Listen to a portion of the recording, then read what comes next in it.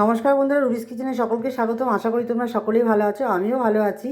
আজকে দুপুরে থালি নিয়ে চলে এসেছি, দেখতেই পাচ্ছ। না, আজকে আমি রান্না করিনি, আজকে আমার মা রান্না করেছে। তার শাশুড়ি মা যেইভাবে রান্না করতো সেইভাবে আজকে আমাকে রান্না করে খাইয়েছে। সেটা হলো শুক্তো। তো চলো দেখো, শুক্তোটা আমি নিয়ে নিলাম।